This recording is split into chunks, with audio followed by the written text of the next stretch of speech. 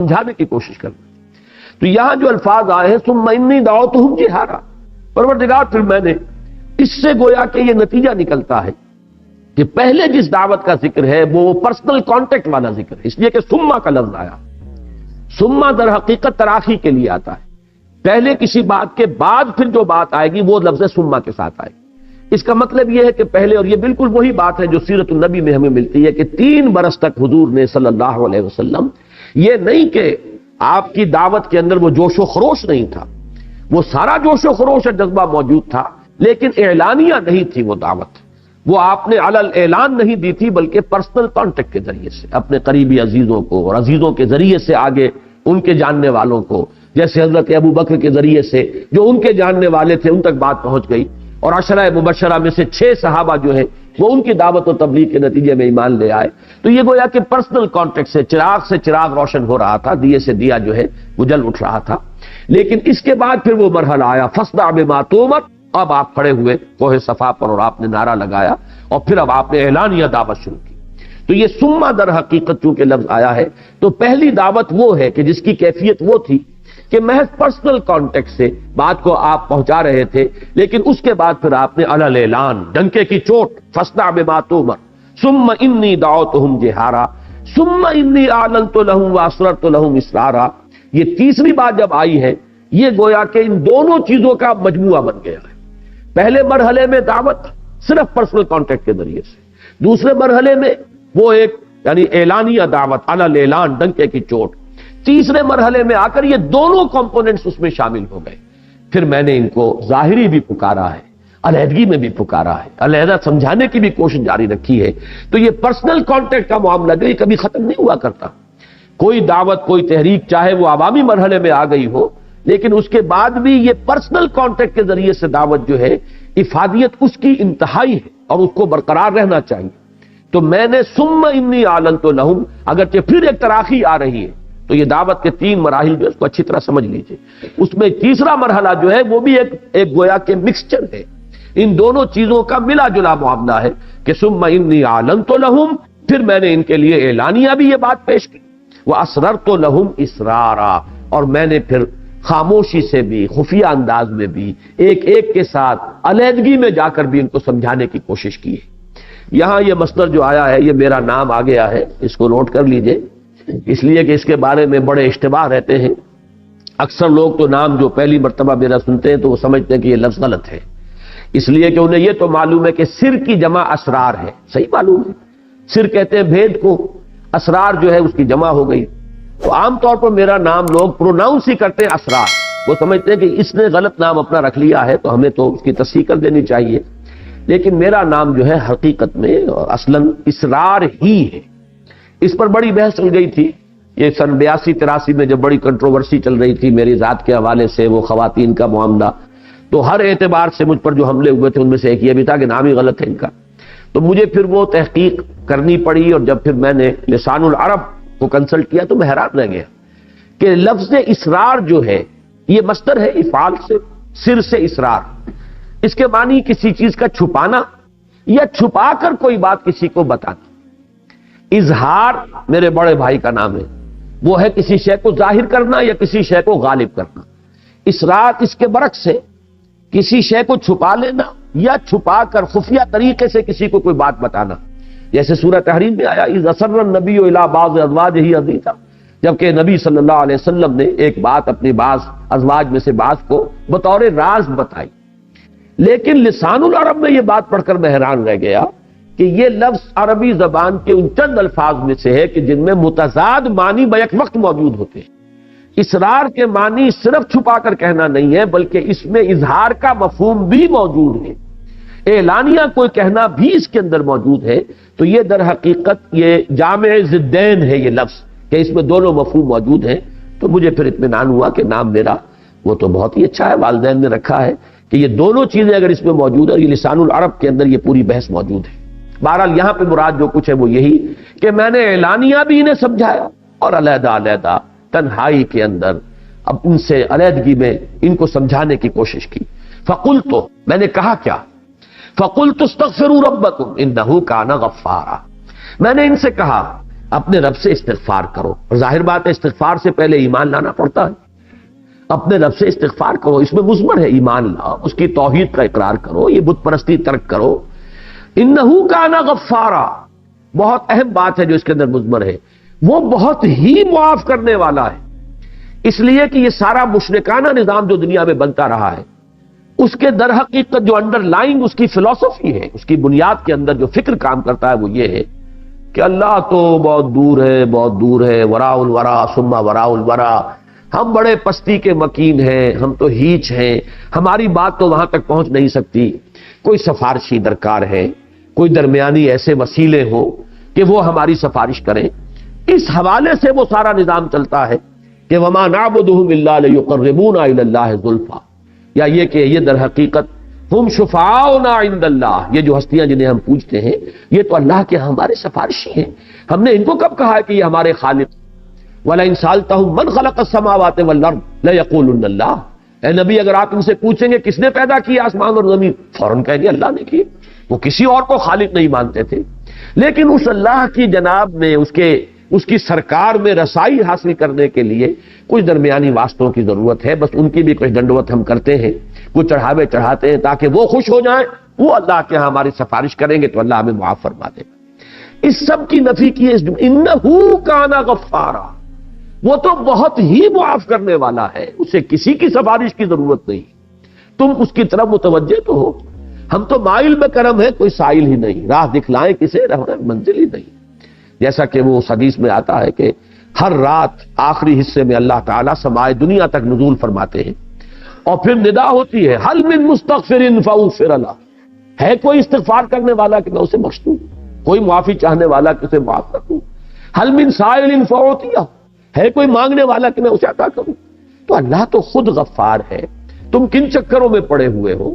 اپنا عمل درست نہیں کرنا، حرام خوری کو جاری رکھنا، اپنے غلط طرز عمل کو برقرار رکھنا اور تلاش کرنا ادھر ادھر کوئی سفارشی، کوئی ذرائع، کوئی وسائل، کوئی وسیلہ. تو یہ تمہاری اصل میں ساری کی ساری غلط فہمی ہے. وہ تو خود غفار ہے، بخشنے والا ہے. ذرا اس کی طرف خلوص قلب کے ساتھ رجوع تو کرو.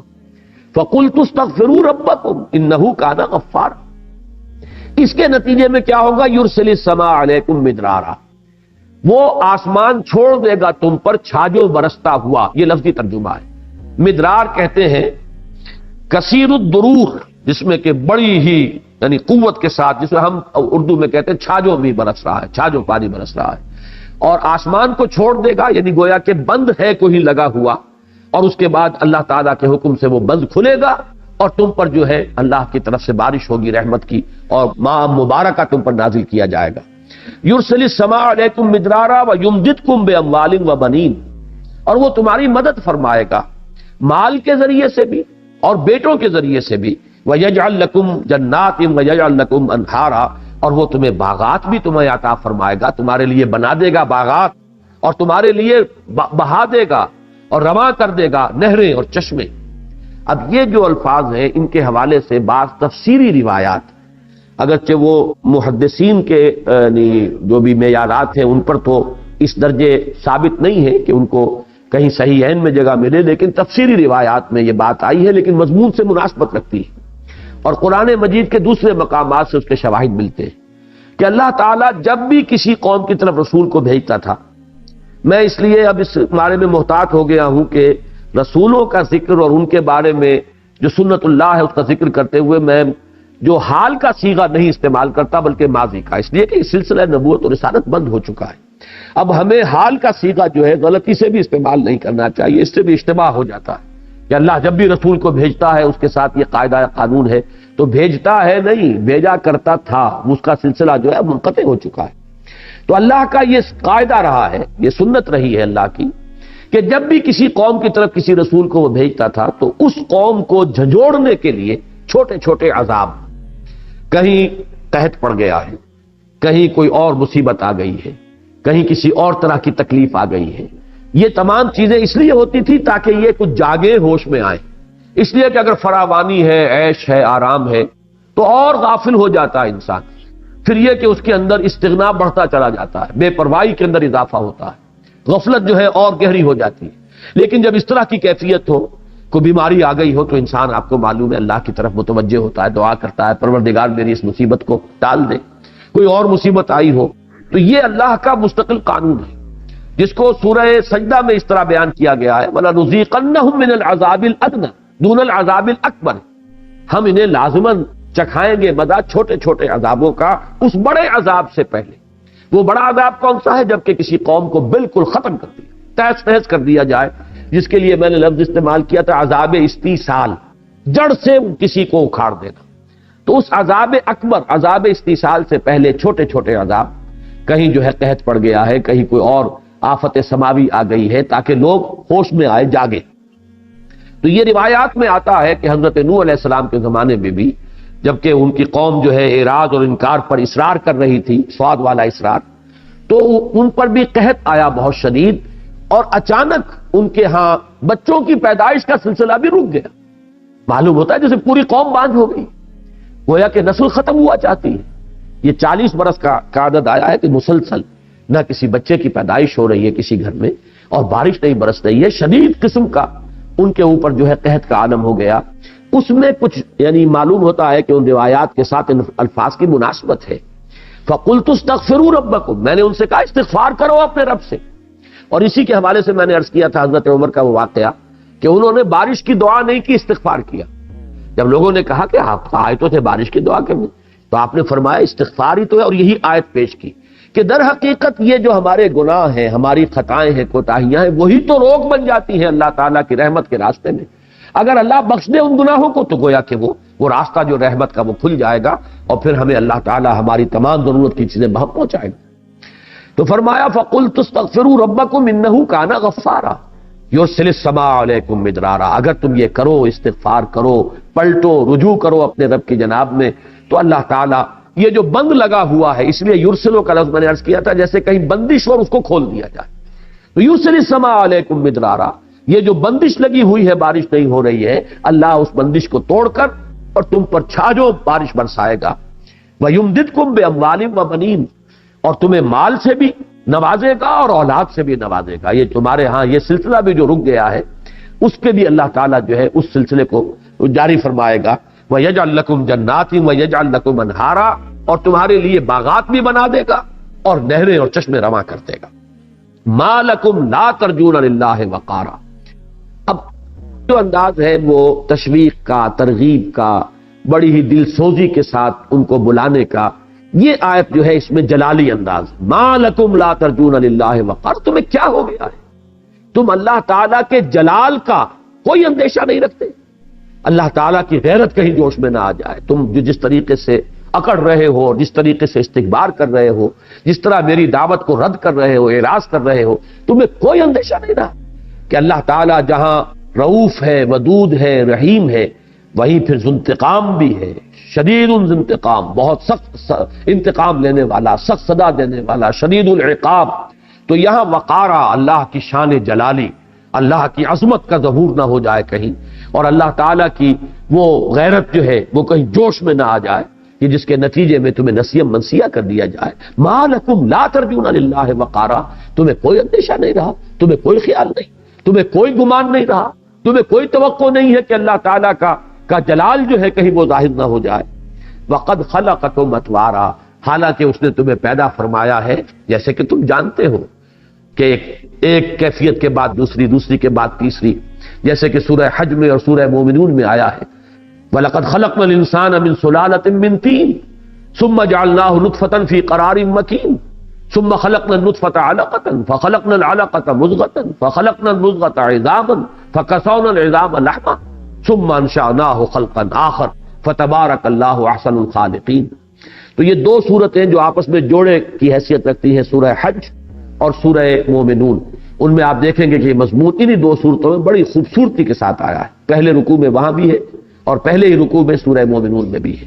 قد خلقکم اطوارا، طورن بعد طورن، ایک کیفیت کے بعد دوسری، دوسری کے بعد تیسری، تمہیں کہاں سے کہاں پہنچا دیا ہے گندے پانی کی بوند سے، اور تمہیں ایک انسان بنا کر کھڑا کر دیا ہے۔ اتنی اعلیٰ صلاحیتیں تمہارے اندر ودیت کرتی ہیں۔ الم تروا کیف خلق اللہ سبع سماوات طباقا، کیا تم نے دیکھا نہیں، کیا تم نے غور نہیں کیا کیسے بنا دی اللہ تعالیٰ نے 7 آسمان تہ بر تہ. ان کے بارے میں ہر جگہ جہاں بھی الفاظ آتے ہیں میں عرض کرتا رہا ہوں کہ تاحال ان الفاظ کی حقیقت ہم پر منکشف نہیں ہوئی. ہمارا علم جو ہے، جو بھی اس کاسمولوجی جسے آپ کہتے ہیں یا ایسٹرونومی، اس کا علم ابھی یہاں تک نہیں پہنچا ہے کہ یہ حقیقت منکشف.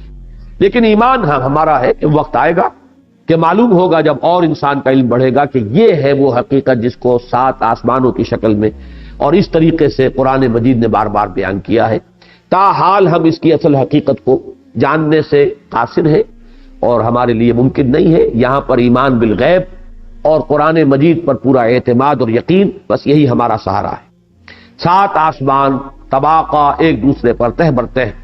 وجعل القمر فیہن نورا، اور ان آسمانوں میں رکھ دیا اس نے چاند کو ایک روشن قندیل بنا کر. وجعل الشمس سراجا، اور اس نے بنا دیا ہے سورج کو ایک چراغ. یہ جو لفظ ہے چاند اور سورج کا جو تقابل قرآن مجید میں آتا ہے، یہ سورہ فرقان کے آخری رکوع میں بھی ہے. تبارک الذی جعل فی السماء بروجا وجعل فیہا سراجا وقمرا منیرا. سورج کو ہمیشہ کہا گیا چراغ. چراغ وہ ہے کہ جس میں کمبسٹن کا عمل جو ہے، عمل احراق، جلنے کا عمل ہو رہا ہوتا ہے. اس میں نور بھی ہے، حرارت بھی ہے. تو چونکہ اب سائنس ہماری جو ہے وہ اس بات کو واضح طور پر جانتی ہے، سورج تو ایک بہت بڑی بھٹی ہے، ایسی بھٹی جس کا کہ ہم تصور ہی نہیں کر سکتے. وہاں سے ہی یہ حرارت اور یہ جو نور کا جو بھی طوفان ہے وہ نکلتا ہے. لیکن چاند میں کوئی عمل نہیں ہے کمبسٹن کا، وہ تو ایک ٹھنڈی شے ہے. اس کے اندر جو روشنی ہے وہ بھی ریفلیکٹ ہو رہی ہے سورج کی روشنی، اس کے اندر اپنی روشنی بھی نہیں ہے. تو چاند اور سورج کے مابین جو فرق ہے قرآن مجید نے اس کو بڑے نمایاں انداز میں چاند کو کہا ہے وہ منور ہے، منیر ہے، روشن ہے. لیکن سورج جو ہے وہ چراغ ہے جس میں کہ کوئی شے جل رہی ہے. صرف فرق یہ ہے کہ آپ کے چراغ میں کوئی مٹی کا تیل جل رہا ہے لالٹین میں، یا چراغ کے اندر کڑوا تیل جل رہا ہے، اور وہاں کیا جل رہا ہے اس کا آپ اندازہ نہیں کر سکتے کہ اس کی کتنی حرارت ہے اور کتنی اس کے اندر طوفانی جو ہے وہ عمل احراق جو ہے کس کیفیت میں ہے. لیکن بہرحال جہاں تک 2 الفاظ کا تعلق ہے وہ صحیح منطبق ہوتے ہیں. وجعل القمر فیہن نورا، اور اس نے ان آسمانوں کے اندر یہ ایک قندیل روشن کر دی ہے یہ چاند کی. وجعل الشمس سراجا، اور سورج کو بنا دیا ایک چراغ. واللہ انبتکم من الارض نباتا، اور اللہ نے تمہیں اگایا ہے زمین سے جیسے کہ اگایا جاتا ہے. یہ آیت اس سورہ مبارکہ کی یہ ذرا ایسی ہے کہ جس کے بارے میں تفصیلاً غور کرنے کی ضرورت ہے. باقی مضامین تو قرآن مجید کے اکثر و بیشتر وہ مضامین ہیں کہ جو بار بار تکرار کے ساتھ آتے ہیں، لیکن یہ الفاظ بڑے غیر معمولی ہیں. اور اس انداز میں میرے علم میں نہیں ہے کہ کسی اور جگہ یہ انداز جو ہے انسان کی تخلیق کے ضمن میں یہ اسلوب اختیار کیا گیا ہو یا اس سے کوئی ملتا جلتا اسلوب ہو. واللہ انبتکم من الارض نباتا، اللہ نے تو تمہیں اگایا ہے زمین سے جیسے اگایا جاتا ہے. اب اس میں ایک تو وہ لوگ کہ جن کا رجحان ہے کہ ایوولوشن جو ہے ڈارون کا نظریہ ارتقاء کے نام سے وہ معروف ہے، لیکن اصل میں اس کے 2 حصے کیے جانے چاہیے. ایک ہے نظریہ ارتقاء، ایک ہے ڈارون کا نظریہ ارتقاء. ان دونوں میں بڑا فرق ہے. جہاں تک ارتقاء کا تعلق ہے وہ تو ہمارے علماء اور ہمارے مفکرین نے بہت پہلے اس کے بارے میں گفتگو کی ہے. ابن مسکوے ہو، مولانا روم ہو، بڑی صراحت کے ساتھ انہوں نے ارتقاء کا ذکر کیا ہے کہ اس کائنات کا تدریجاً یوں ارتقاء ہوا ہے، اور پھر یہ جمادات سے پھر نباتات، اور نباتات سے حیوانات، اور حیوانات سے انسان کی تخلیق جو ہے تدریجاً ہوئی ہے. تو ارتقاء کے ماننے والے تو بہت لوگ ہیں. ڈارون کا نظریہ ارتقاء در حقیقت وہ ارتقاء کی جو میکینزم ہے، اس کی جو شکل ہے، جو اس کا پروسیس بنتا ہے، اس کی توجیہ اس نے اس کو بیان کیا ہے 2 اصطلاحات کے حوالے سے. ایک تو اسٹرگل فار ایگزسٹنس اور ایڈیپٹیشن، کہ تمام اس دنیا کے اندر حیوانات کے مابین ایک کشمکش جاری ہے اپنے آپ کو برقرار رکھنے کے لیے. چیزیں کم ہیں، کمپٹیشن بہت ہے. تو جو بھی ان میں سے سروائیول آف دی فٹسٹ، جو اس میں سے نہایت فٹ ہوگا وہی سروائیو کرے گا، باقی ختم ہو جائیں گے.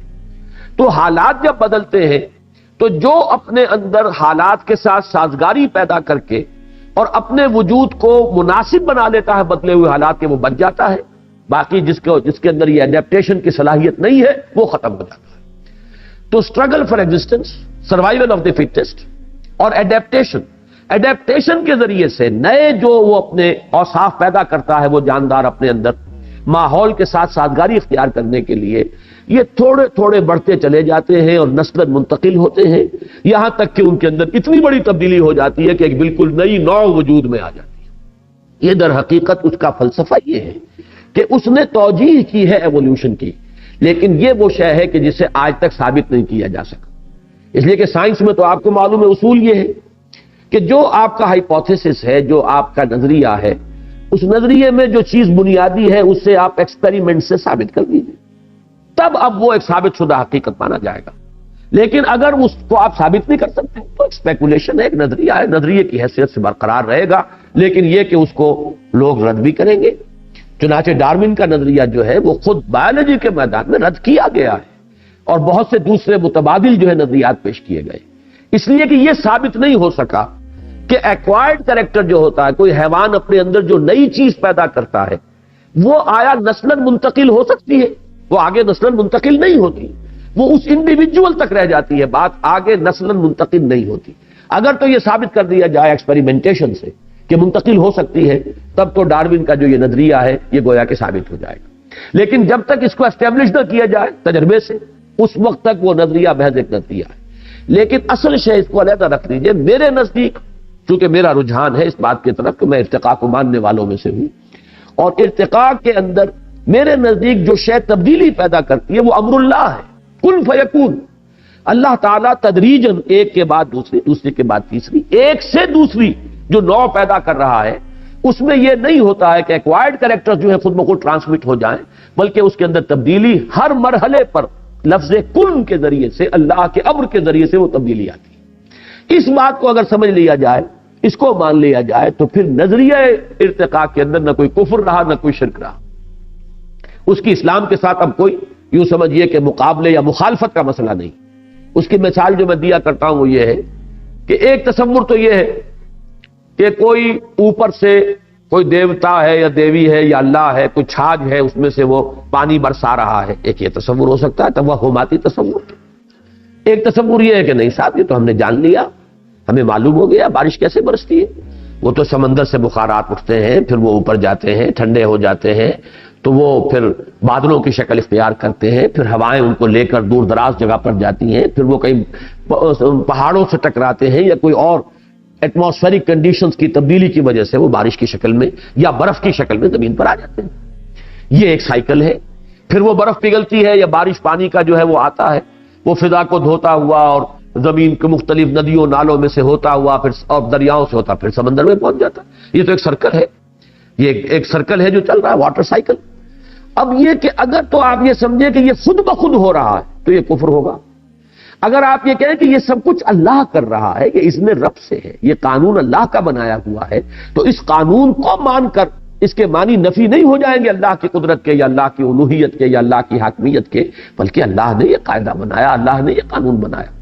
اسی طرح ارتقاء میں اگر حکم خداوندی، اذن خداوندی کو آخری فیصلہ کن بات مانی جائے تو پھر اس کے بعد اس میں کوئی کفر یا الحاد نہیں ہے۔ لیکن اگر یہ سمجھا جائے کہ یہ آٹومیٹک خود بخود اس طریقے سے ہو رہا ہے جیسے کہ ڈارون نے کہا، تو یقیناً پھر وہ مذہب سے اور مذہب کی تعلیمات سے بہت دور لے جاتا ہے انسان کو۔ اور آج مغرب میں سب سے بڑا المیہ یہی ہے۔ در حقیقت مذہب سے سب سے زیادہ دور کرنے والی شے سائنس کے میدان میں یہ نظریہ ارتقاء ہے اور کوئی دوسری شے نہیں ہے۔ فزکس کے میدان میں کوئی شے ایسی نہیں ہے کہ جو مذہب سے آپ کو دور لے جانے والی ہو۔ کیمسٹری کے میدان میں کوئی شے ایسی نہیں ہے جو ٹکراتی ہو مذہب کے ساتھ۔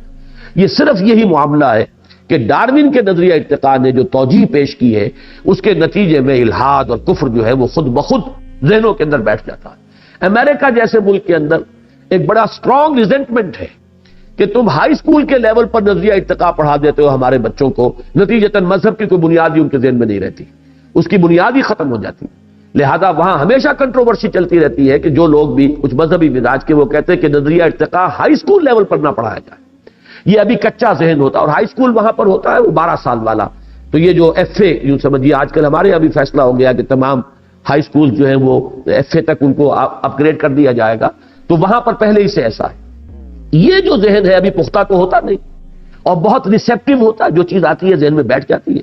اس مرحلے پر تم پڑھاتے ہو تو وہ تو اسے سمجھتا ہے کہ بس یہی واقعہ ہے اور ایمان لے آتا ہے، اور جس نے اس چیز کو اس شکل میں مان لیا، اب اس کے لیے دین اور آخرت اور اللہ اور خدا اور یہ سب تمام چیزیں جو ہیں وہ بالکل یوں سمجھیے کہ irrelevant ہو جاتی ہیں، ان کا کوئی بحث کا موقع ہی نہیں۔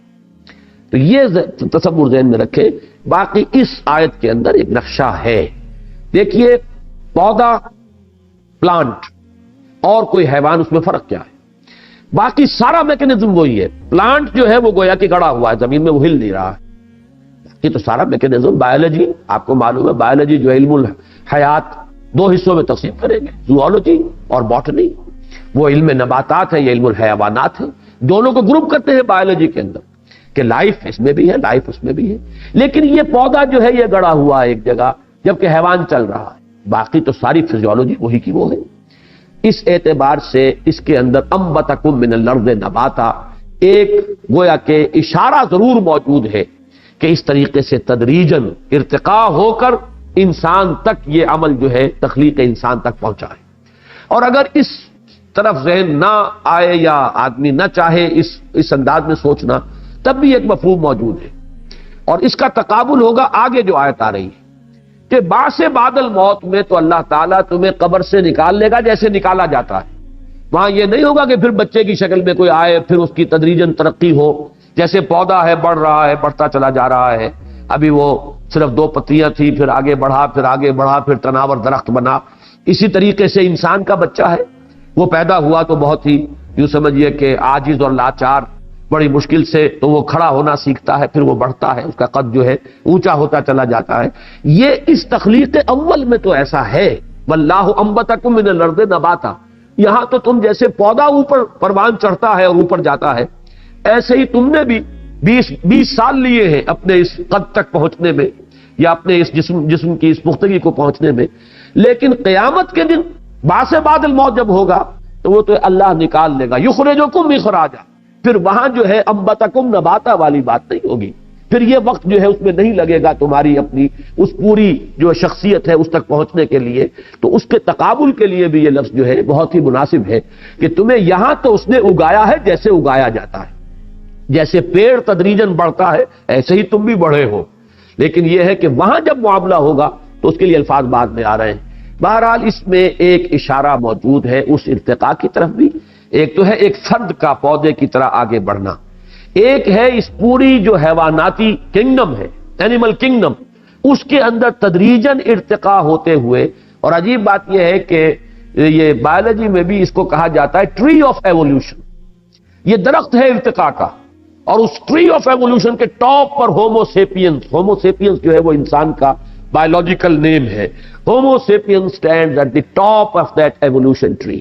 تو وہاں بھی ایک تصور جو ہے وہ درخت کا دیا جاتا ہے، اور اس میں سے شاخیں نکلتی ہیں درخت میں سے، تو مختلف مراحل پر مختلف سپیشیز جو ہے علیحدہ ہوتی چلی گئی، لیکن درخت جو ہے ابھی بڑھتا چلا جا رہا ہے یہاں تک کہ اس کے ٹاپ پر ہومو سیپینز آیا۔ تو واللہ انبتکم من الارض نباتا، اس میں وہ رنگ بھی موجود ہے، اور یہ کہ عام معنی میں یہ بھی کہ جس طرح پودا تدریجاً بڑھتا ہے، بلند سے بلند تر ہوتا ہے یہاں تک کہ اپنی وہ جو پوری اس کی ہے اونچائی وہاں تک پہنچ جاتا ہے، اسی طرح تمہیں بھی اللہ نے اسی طرح اگایا ہے۔ فرق صرف یہ ہے کہ تم چلتے پھرتے اگے ہو، بڑھے ہو، اور وہ پودا جو ہے وہ ایک جگہ پر گڑا ہوا جو ہے وہ بڑھتا ہے، اور اس کے سوا کوئی فرق نہیں۔ واللہ انبتکم من الارض نباتا ثم یعیدکم فیہا، پھر وہ تمہیں اس کے اندر دوبارہ لے جائے گا، وَيُخْرِجُكُمْ إِخْرَاجًا، اور تمہیں نکال لے گا جیسے نکالا جاتا۔ یہ گویا کہ ایسے جیسے کسی جگہ پر صندوق میں کوئی چیز رکھی ہوئی اور نکال لی، اب اس میں کوئی ارتقاء وغیرہ کا مسئلہ نہیں ہے۔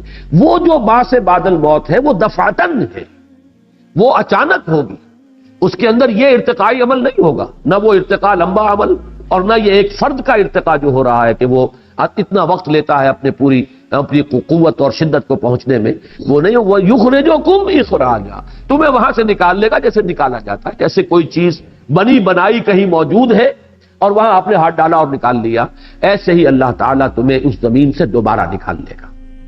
واللہ انبتکم من الارض نباتا ثم یعیدکم فیہا ویخرجکم اخراجا واللہ جعل لکم الارض بساطا، اور اللہ تعالیٰ نے تمہارے لیے زمین کو ایک فرش بنا دیا ہے، بچھونا بنا دیا ہے، اس میں تمہارے لیے ساری چیزیں، تمہاری آسائش کی، آرام کی، تمہاری ساری ضروریات۔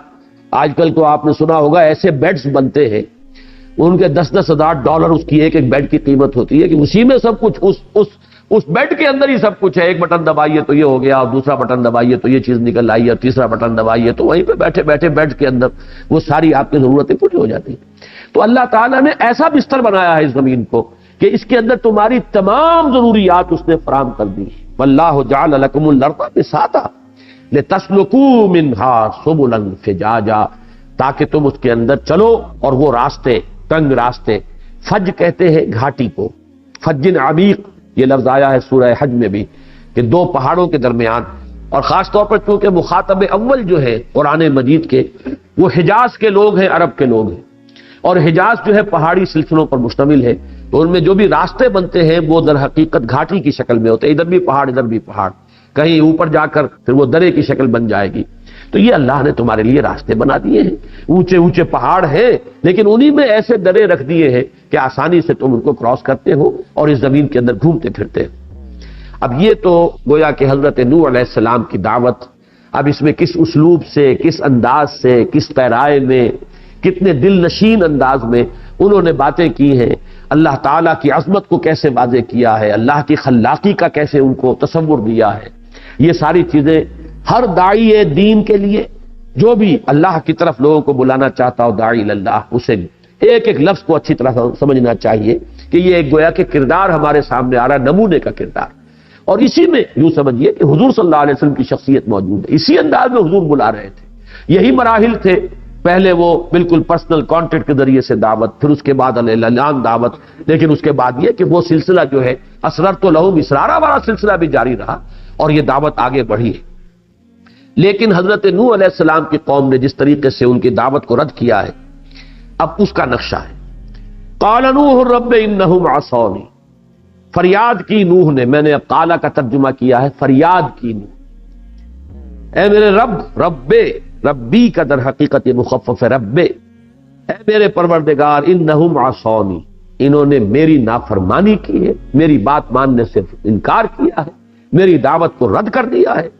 وَاتَّبَعُوا مَن لَّمْ يَزِدْهُ مَالُهُ وَوَلَدُهُ إِلَّا خَسَارًا، اور انہوں نے پیروی کی ہے انہی لوگوں کی جن کو ان کے مال اور اولاد نے سوائے گھاٹے کے اور کچھ نہیں دیا. یہ لفظی ترجمہ میں نے کیا.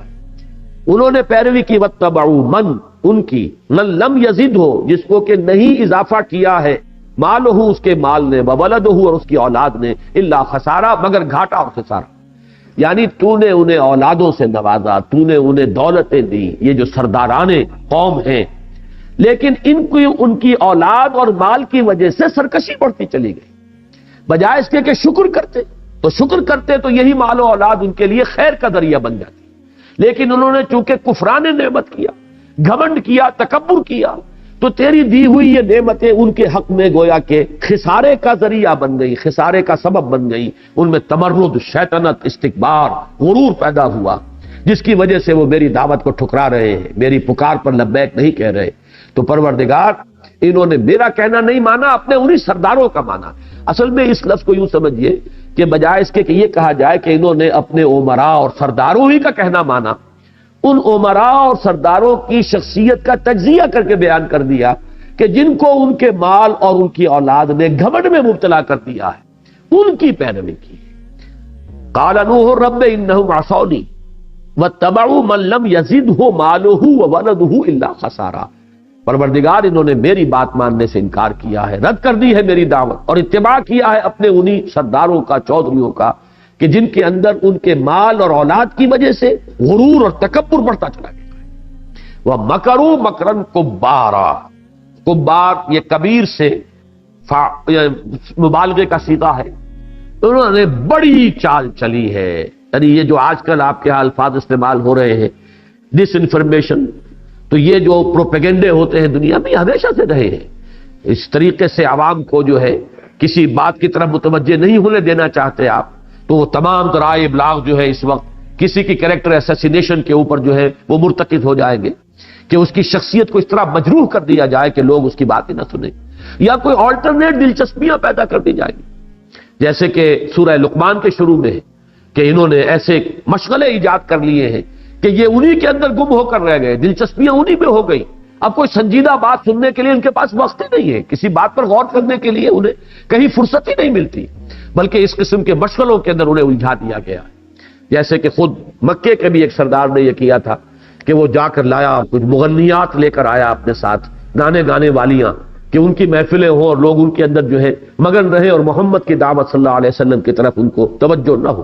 یہ وہ سورہ لقمان کی ابتدائی آیات میں جس کا ذکر ہے اس کے اندر تفسیری روایات میں یہ واقعہ درج ہے۔ تو انہوں نے بڑا مکر کیا ہے، بڑی چال چلی ہے، ہر تدبیر اختیار کر لی ہے اپنی قوم کی مت مارنے کے لیے اور ان کو اس راستے سے روکنے کے لیے۔ اور اس میں ان کی سب سے بڑی چال کیا ہے، اب ذرا نوٹ کیجئے، وہ جو عصبیت ہوتی ہے، نسل بعد نسل کچھ معبود ہیں مانے جا رہے ہیں، کچھ کو پکارا جا رہا ہے، کچھ کے نام کی نیاز چلی آ رہی ہے، دی جا رہی ہے، نسل بعد نسل، ان کے ساتھ ایک ایسی عصبیت کا رشتہ قائم ہو جاتا ہے کہ پھر اب ان کی دہائی دی جاتی ہے، دیکھو یہ تمہارے ان دیوتاؤں کے جو ہے یہ منکر ہیں، یہ فلاں تمہارے بزرگوں کا جو ہے وہ ان کا انکار کرنے والے ہیں، یہ ان کے قائل نہیں ہے، یہ ان کی نفی کرنے والے ہیں، ان کی بات نہ سننا۔ وہ بات ہے جو یہاں آ رہی ہے، وہ مکروا مکرن کبارا، انہوں نے بڑی چال چلی، بہت بڑی مؤثر تدبیر اختیار کی، اور وہ کیا ہے، وقالوا لا تذرن آلہتکم، دیکھنا ہرگز نہ کہیں چھوڑ بیٹھنا اپنے معبودوں کو، ولا تذرن ودا ولا سواعا ولا یغوث ویعوق ونسرا، اور دیکھنا ہرگز کہیں اس نوح کی باتوں میں آ کر تم اپنے ان معبودوں کو اور اپنے بزرگوں کو نہ چھوڑ بیٹھنا، نہ ود کو، نہ سواع کو، نہ یغوث کو، نہ یعوق کو، نہ نسر۔ یہ 5 ان کے بڑے بڑے بت تھے، بڑے بڑے دیوتا تھے، اور تقریباً اس پر اجماع ہے تمام مفسرین کا کہ یہ اولیاء اللہ تھے، قوم نوح کے بہت اونچی شخصیت ہے، اللہ والے لوگ، بزرگ